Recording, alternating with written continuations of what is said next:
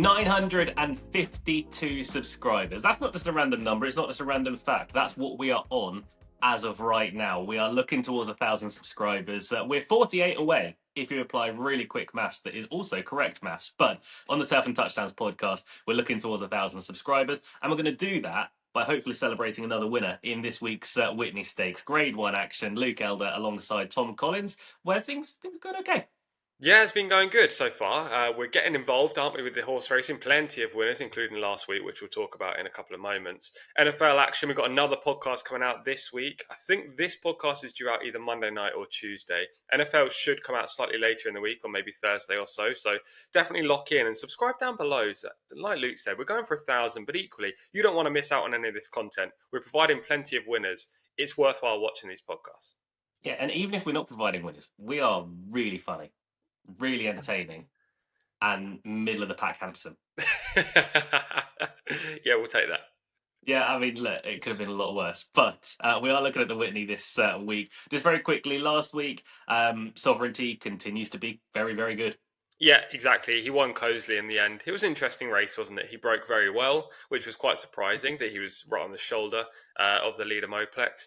Down the back straight, Baeza and Hector Barrios seemed to carry him really wide on the track. It looked like a ploy to make Sovereignty cover more ground, but he overcame it and he won nicely at the wire. I thought Baeza ran really well to finish second. Both of these two horses will definitely relish going back up in trip for the Travers, if that is the case for Baeza. Definitely the case for Sovereignty. The other three just weren't good enough, as we kind of hinted at.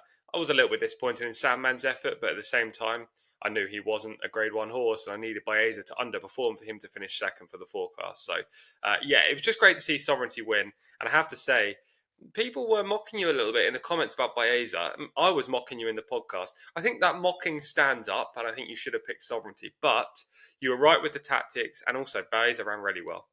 Yeah, I think last week's podcast makes us look really smart in a sense that we didn't get the whole of the race spot on from a financial point of view. Sovereignty, we kind of both alluded that he was going to win. You obviously put him up as a selection. Baeza, we got the tactics spot on, which I think is quite a key part of being an analyst, spot when there's a trend about to change. And Baeza did change up his tactics. I must confess, when they jumped from the stalls, I did swear at Junior Alvarado. It's like, oh, you little... Because he's just jumped better and he's held Baeza in a pocket. It's like, you little rascal, you know exactly what you're doing there. But I thought it was an A-plus ride from Hector Berrios. I thought it was an A-plus ride from Junior Alvarado. Quite frankly, Sovereignty is just the better horse, which is fine. We are more than happy to accept that. That was the Jim Dandy from last week. I've taken down names of everyone who's mocked me for Baeza, and I'll be coming back to you in the near future. The Whitney. Let's take a look at the Whitney because this is a stacked contest. Keep in mind that we are going to be taking Mindframe out of this race because he's going to scratch. One of my least favourite things in racing, Tom, when that happens, you declare a horse and then like 20 minutes later you go, oh yeah, well he's not going to run. Well, why declare him then? Yeah, I suppose I generally have the same mindset, especially week in, week out in lesser races, for example. In this contest, I can understand it because Mike Rapoli and Todd Pletcher, they want a runner in the Whitney. The Whitney is one of the biggest, if not the biggest, Travers being the other one, race at Saratoga during the summer. And they want a runner in there. They're New York bred and born. They want to have a competitor. If Fierceness can't go in this race, if something happens over the next 5 or so days, they want Mindframe to take his place. Equally, it is frustrating because we see the lineup, we see the morning line prices, albeit they're not out yet. The international market is.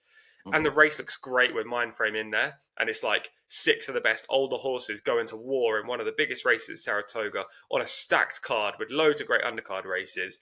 And it just makes you feel like really excited looking towards Saratoga. And then that horse is pulled out, and it's like, well, the race isn't as good now.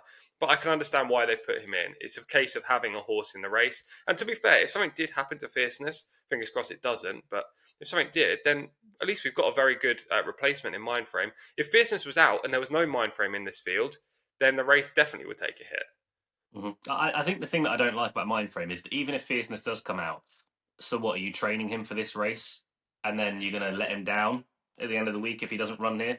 It just, I don't know. It is something that I don't love. And obviously, from our point of view, we have got the anti-post markets out, albeit it does say on it, Rule 4 may apply. Does it? So, yeah, it literally says at the top, Saratoga Rule 4 may apply. Right, okay. It's normally non-runner, no bet, isn't it? So, yeah, that's fascinating. Exactly. I think, to be fair, it's quite well known that Mindframe is probably going to scratch from this field. So, bookmakers, I mean, these days they're almost as smart as we are, so they can try things like that. But regards to the pace, there should be quite a bit of pace on in here. Fierceness is one of them. White Abarrio could potentially be another. I found the entry for Chad Brown quite interesting in the form of contrary thinking. A horse that I'm not going to say he's a pacemaker in any way, shape, or form, but he's a horse that will at least ensure there is pace in the contest for Sierra Leone. Now, on last time's effort, he deserves his chance in a good race. Maybe not this good, but I thought he was a fascinating Chad Brown entrant. Yeah, we'll get more into him specifically later on when we talk about the best of the rest at the end of this podcast. But yeah, I think he's going to be used as a hare in this spot. I think they're going to push him forward and try to press the pace for Sierra Leone. As you say, Mama's Gold, the rag has to go forward. His career best displays have come when he's led every single yard at a fast pace. He has no chance of winning regardless of the tactics, but he will definitely be on the speed. I think Skippy Longstocking, if he runs in this spot, will probably push the pace as well. Highland Falls likes to be on or near the lead. Same with Fierceness. Probably doesn't want to be in front, but he definitely wants to be kind of in that second to third role. White Abarrio doesn't want to be too far back either. So there is a lot of speed in this race. To me, if you were to say who's the most likely winner, most likely leader, sorry, I would say Mama's Gold. But equally, I wouldn't be surprised if Chad Brown's horse did push up, and also to see Highland Falls from that gate 3 post trying to make the most of the rail. Yeah, Highland Falls got into a real battle with Arthur's Ride here last year. In the end, broke Arthur's Ride and then still went on to win. That was in the Jockey Club Gold Cup. Mm-hmm. Yeah, went right into a speed figure of 104. Still needs more than that, but at the same time, he is at his best on a front end. Everything that we've mentioned leads to this market being set up. This is the international market where Fierceness is 5-2, a favourite at the moment. Sierra Leone's 11-4. Mindframe's 3-1, but like I say, forget about him. He probably won't be running here. White Abarrio is 30-2. Post time 14-1. Highland Falls is 16. Skippy Longstocking 16s as well. Disarm 20s. Contrary Thinking 33s. Mama's Gold is 80-1. The outsider of the field. Can't wait for our match bet at the end of the pod where we go Contrary Thinking versus Mama's Gold. Yeah, we like to throw in something like that. Yeah, it's not interesting, but it is for us. So let's move into the actual action itself. Fierceness is the 5-2 market leader. It's about right. Honestly, there's nothing in the market, maybe except for Highland Falls, who could have been a bit shorter, but there's nothing in the market that I would go is a glaringly obvious mistake. No, not a glaringly obvious mistake. I think there are a couple of horses that could be knocked down half a point or pushed up half a point. I actually put Fierceness in myself at 2-1 in this market. That was considering Mindframe still being in the field, albeit I know he's going to scratch. I do think on the main firm that you were talking about, where it says Rule 4s may apply, it still says non-runner, no bet. So I think there is a case to be made without going through the T's and C's that these prices will be kind of stuck to if you do play now, even if Mindframe or when Mindframe is taken out of the field. So that being said, I think 5-2 on Fierceness is a very fair price. He deserves to be the favourite. He is the leading player among the older horses based in the US right now at this distance on dirt. He's 3 from 4 at Saratoga, which included 2 victories last year. One in the Jim Dandy, one in the Travers, I believe, where he beat Sierra Leone. So there's not only course form, not only grade 1 course form, but also form that relates to another horse in this field, who is the second favourite. He looked right back to his best in the Ali Sheba on his comeback this year at Churchill. Last time in the Met Mile, everything kind of went wrong for him. It was a small field, which was fine, but he was drawn inside. And coming out that Wilson chute, he took a few bumps against the rail from White Abarrio. And albeit he managed to push through into a good spot in second, we know that when things don't go right for Fierceness at the start, he kind of packs it in a little bit, and he wasn't able to produce his best. He was beaten by Raging Torrent, who is a good horse, but equally you would expect Fierceness to go maybe a little bit closer than he did, if not win. So he has got a question to answer, but the biggest pro for Fierceness right now is that he's drawn out wide in post 9, which could become post 8 when Mindframe gets taken out. Could become post 7 if Skippy Longstocking doesn't run. There are rumours that he is entered in a race at Charlestown next month, and they didn't want to risk him in this spot, but that's yet to be confirmed. The more he comes in, the better for him, but equally he's only got one horse outside, and that is perfect for him because the likelihood of encountering trouble early is a lot slimmer out there than it is in like gate 1 or 2. It is. It's just whether he can be left alone out a little bit wider on the track. That is the slight question mark. To be fair, we've called this about Fierceness from a long way out. I mean, the Kentucky Derby, everyone was saying, what a brilliant spot this is for Fierceness. And we were sat here thinking, well, this is a horrible race for Fierceness. There's so many more horses that want to go forward.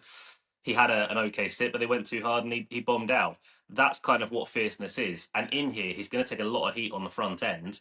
He will not be able to lead. If he's leading, he's going too hard and his chance is done. Opposite, Sierra Leone's going to be right towards the back of the field. That said, recently they have tried just riding him slightly differently. I know last year he was very one dimensional. Flavion Pratt engaged him a lot earlier in the Stephen Foster last time. And it was odd because he made the big move. He got competitive and he got near Mindframe. And I think it was more Mindframe quickened and Sierra Leone couldn't do it again immediately, but then he boxed on towards the end of the race. I think he is better over a mile and a quarter. I think he'd be better over a mile and a half, honestly, because I think he's got stamina to burn. But with the pace set up the way it is, if Flavion Pratt can keep him within 6 to 8 lengths of the leader throughout the contest, I think he's going to be a big player and he can make his move into the race. Yeah, I think you're a little bit warmer on Sierra Leone than I am, that's for sure. But at the end of the day, I've bet him a couple of times recently, and he's not done that justice. So I kind of lost faith in this horse a little bit. Actually, he's only won once out of his last 7 starts, and that did come in the Breeders' Cup Classic, where everything went to plan. They went so hard up top, the pace completely collapsed, and he produced his A game that day, and he ended up winning. Recently, I thought that run last time in the Stephen Foster was fine. I don't think it was great, to be fair. Mindframe beat him fair and square, and if Mindframe was in this spot, I would definitely bet him over Sierra Leone. Mindframe obviously not supposed to run, as we talked about. He is aiming towards the Jockey Club Gold Cup, by the way, at the end of August. So if you are waiting for Mindframe, then you've got another month on the sidelines for him. Sierra Leone, he's 0 from 3 at Saratoga, but all 3 runs have been fair, so you can't really use that against him. I think the key to what you said there is if Flavion Pratt can keep him in touch. He probably can in this spot, but at the same time, did you see the kickback at Saratoga last week? Mhm. It is fierce. Usually, when these meets get towards the big days, like Whitney Day is, they quicken up the surface, and that makes it even worse for the deep closers. So I just feel like the track may be slightly against him. Last year, Chad Brown just had a massive go about how Saratoga was playing throughout this summer meet.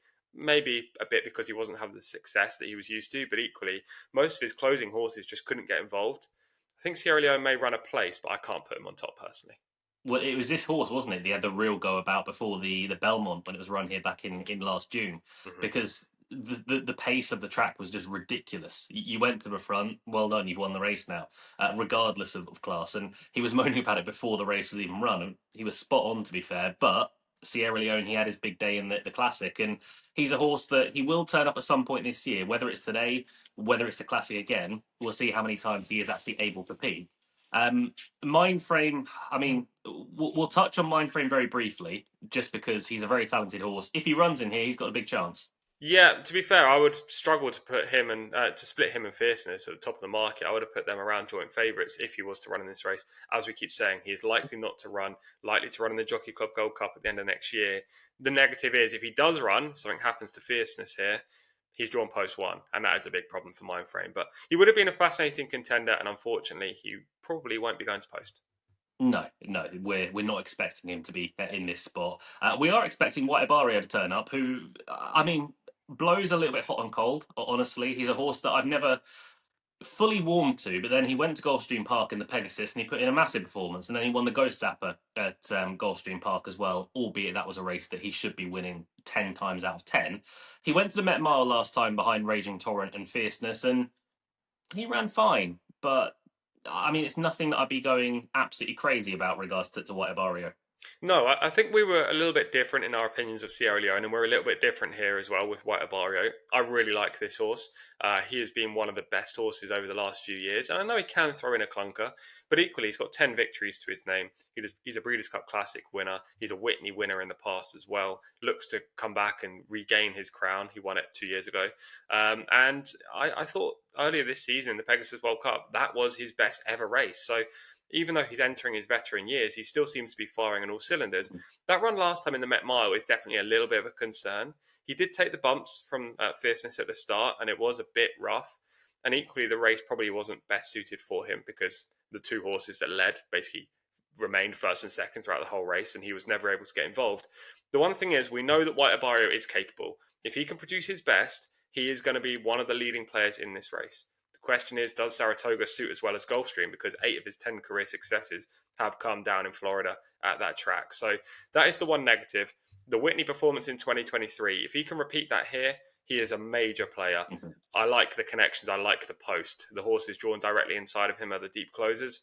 So he should be able to just saunter across and get into around a fourth or fifth spot in the early part of the race and cruise through. Um, I was debating putting him on top. You'll see if I did at the end of the podcast. What a terrible little bit of a dangle. Horrible dangle. I think he's the sort of horse that these days Safi Joseph is setting up for a race. So it'd be race on, race off, race on, race off. And the race off isn't necessarily one that you throw out and he loses. It's one that, I mean, he ran an optional claimer at Gulfstream Park to get himself ready for the Mr. Prospector and then on towards the Pegasus. They basically gave him two layups. He then ran in the Ghost Sapper. I don't know what he was trying to get ready for there because he's had a bit of a break through till June and then he ran in the Met Mile. But he's ran poorly in the Met Mile now the last 2 years. As Tom said, his performance in the Whitney back in 2023 was absolutely fantastic. I think he's a sort of horse who he needs that extra furlong as well. A mile and an eighth is very, very big for him. Over a mile, I don't. Well, quite frankly, he's just not a miler, not a mile horse. He's not that sort of individual. And the problem is for White Abarrio, Tom, when you go to a mile, you are taking on specialists at that trip. Yeah, exactly. Raging Torrent being one, he shows a lot more early speed than what Abarrio is used to. And just to note, actually, you made a really good point there about one on, one off. And if you go back to 2023, when he won this race, he previously ran in the Met Mile and he ran third. He actually ran better than he did this year, but equally, he was never looking likely to win that race. So it seems like they're using that race as a stepping stone. Last year, he had plenty of stepping stones. Met Mile again, he was absolutely stuffed, finishing fifth before then coming back and winning an allowance race, which is no Whitney, but still. And this year, the Met Mile was run on slop, and that's something we haven't mentioned so far. What Abarrio is 0 from 2 on slop in his career, doesn't like it. So I do think you can put a line through that. Again, I am being very pro White Abarrio in this little kind of analysis piece, but equally, there are reasons to suggest he could definitely take a step forward. Yeah, absolutely. He's a very talented horse. It's just whether he can show it this weekend. As is Highland Falls, to be fair. He put in a big performance when winning the Jockey Club Gold Cup. He got into a massive battle with Arthur's Ride, who obviously went on to bigger and better and ran in bigger and better races. Highland Falls ran the Breeders' Cup Classic. He was never going to win that. He came back and he won an optional claimer at Belmont in the Big A. It was a good effort, but this is going to need a lot more than that. But he's an integral part of this race as one of the pace setters. Yeah, exactly. And if Skippy Longstocking doesn't run in this race and Mindframe doesn't, as we expect, then he's going to be drawn post one, and that will be very much a go from the start kind of job with him. Try to get him forward and hold that position. There is a lot of other speed, so he does hold an integral part because he could be pressing the pace early, and that could help plenty of other horses, including Sierra Leone, White Abarrio, and maybe even Fierceness. The problem with Highland Falls is he's just not good enough on what we've seen Mm. so far. That Jockey Club Gold Cup success was strong, but he's only recorded one Grade 1 success from 3 tries. And the run in the Classic, to me, proved that he's not capable of beating the likes of Fierceness and Sierra Leone. And for that reason, I can't play him. Yeah, I like that it's here at Saratoga. I think that might be the track that he excels most at, but at the same time, I couldn't have him out on top or even in the frame in this spot. Post time, it is a funny horse. Obviously, you go back to the Dirt Mile last year at the Breeders' Cup. He ran a huge race at Del Mar, one of the only horses at the meeting to close from off the pace and almost win behind Full Serrano. He's not backed that up since 4 runs, and he's not gone over a speed figure of 97. But he's running some okay races. But honestly, he's just not for me. Yeah, he's not for me either, especially on this track that could suit speed. But he is an 11-time winner, so he deserved his own little blurb in this preview. He ran third in the Whitney last year. That's form to suggest he could run a place again. He was good last time at Laurel, but he generally is good at Laurel. The opposition there is always going to be a little bit underwhelming. Prior to that, I suppose he has some form claims, but at the same time, he is going to be way out of it early. He is going to be running home on a track that probably won't suit. He will pass the tired front runners that fall in his lap, but to pass the other horses, that seems unlikely. He's an interesting type, and I really do like Post Time as a horse in general. I also think he's better suited to a mile. The faster they go up front, the better for him. Yeah, 100%. He doesn't quite maybe seem to get this sort of trip perfectly. The other form is Skippy Longstocking, Disarm, Contrary Thinking, Mama's Gold. they're not going to win, but maybe someone like a Disarm could pick up third if they go real hard. Yeah, I suppose he's been a little bit disappointing in his career. I was one of his chairman fans, I suppose. Like I was putting him up in a couple of podcasts we did last year without success, and I've jumped off the Disarm bandwagon now. Skippy Longstocking, as I say, question whether he's going to run, but he's a horse that has lots of fans on his side, including yourself. You're a big fan of Skippy, so if he does run, it'll be good for the race, but unlikely to play a role in the finish. And the other two are just speed horses. Though I will say about contrary thinking, I understand he is going to be a hare in this race. That's the only reason they've put him in, to try and set the pace and push the pace for Sierra Leone. He has recently changed ownership from what he was previously with, which was Klarovich, I think, and now he's with Peter Brandt. If they've put him in this spot to actually think he's got a chance of grabbing a piece of it, then they obviously rate him very highly because he's never run above allowance level. He's a very unexposed horse after just 5 starts.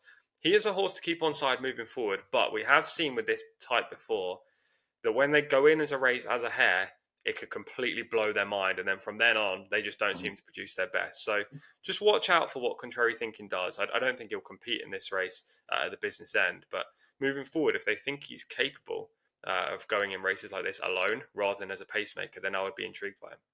Do you know who part owns Sierra Leone? It's Peter Brandt, isn't it? Yeah, Peter Brandt. Along with Magnier, Tabor, Smith, yada yada, the usual suspects. Peter Brandt has got a share in Sierra Leone. I think he's just gone, I've got this horse. Yeah. Do you want me to put him in as a speed? All right, I'll do that. I think that's why contrary thinking is in here. And he'll hopefully set part of the race up for Sierra Leone. Let's get into selections. Tom, you laid down a bit of a tease earlier on. Who are you going to go for? This is tough. Honestly, I wanted to put up both Fierceness and White Abarrio, but I can't do that. That's very much a cop out, especially at the prices of 5-2 and 13-2. And when Mindframe comes out, I would end up basically putting up the favourite and the third favourite in the race, and that's just something I wouldn't want to do. I probably will have a saver on White Abarrio, but it will be very much a saver, just trying to get stake back if he wins. My main bet is going to be Fierceness in here. I just think he's the horse to beat. I love his post. He's got the best outright form. He's 3 from 4 at Saratoga. Everything looks good to him in this spot, unless there are 4 or 5 horses across the track in the early part of the race, and he is situated wide. That is the only negative I've got for him. If he produces a game, I think he'll win. Yeah, I don't disagree with that. However, regardless of selection, I'm with Sierra Leone. It's something I don't like doing. I said to you earlier on in the year, I think Sierra Leone this season is the sort of horse that will peak once. Maybe they're trying to get him to peak twice in this and then the Breeders' Cup Classic. Look, last time round I thought was a decent run of the Stephen Foster. If there's ever going to be a race that sets up for Sierra Leone again, it's this one. There's a lot of pace on. He should be able to close. He's even got potentially a pacemaker in here as well. But I do think Chad Brown's charge will go relatively close. I know he's not won here at Saratoga before. All 3 runs here at Saratoga have been very good. I'm hoping Sierra Leone is back to somewhere near his best. But one thing we know for certain, Tom, this is a heck of a Whitney. Yeah, it's a great race and a really good undercard as well with the Test, the 4-star Dave, the Saratoga Derby, and plenty of good maidens. So Saturday is going to be a really exciting day. We're going to be locked in and watching this races, playing some of the races at Saratoga too, and hopefully one of us can get the winner of the Whitney. Absolutely. Please subscribe down below. Leave a comment on who you think will win the Whitney, who you backed last week. If you enjoyed Sovereignty, if you think Sovereignty is the Breeders' Cup Classic winner of this year, please do get in touch with us down below. Hit the ring notification, the bell. You'll be told whenever we do upload videos. 2 of them coming this week. We're about to go and record our NFL podcast. Until we next get the chance to speak to you, stay safe. Look after them.